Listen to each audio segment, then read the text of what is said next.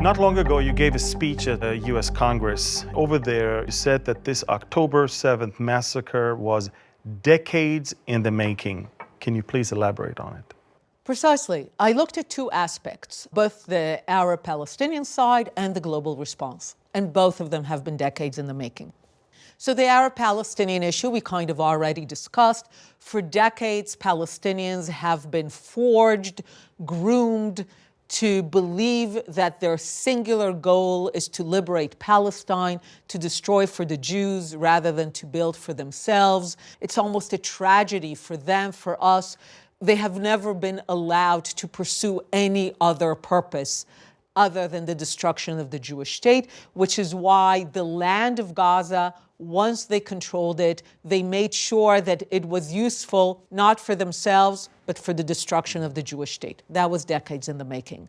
But also the global response. If for decades people hear Israel, Zionism, Starve David equal evil, then on the day of October 7th, the immediate visceral response is, well, they had it coming.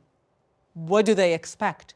And it's only gotten stronger and stronger ever since. So October 7th is the day when you see everything come together.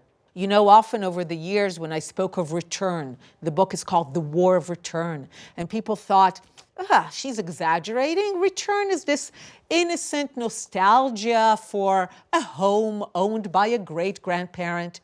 And we would always say, again, read the Arab-Palestinian text from the 50s, from the 60s. Return was never an innocent idea. It was always about brutal triumphalism and violence over the Jewish state. The descriptions from the 50s and 60s are exactly what took place on October 7th. October 7th is the realization of the Palestinian vision of return.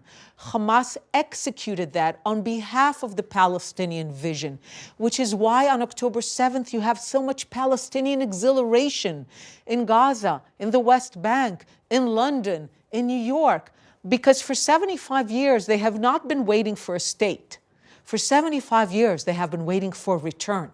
And finally they see it. And on the other side, you have so much in the world that has been prepared for Zionism, Israel, Starve David equal evil. So on October 7th, they say they're exhilarated because finally evil is getting what it deserves.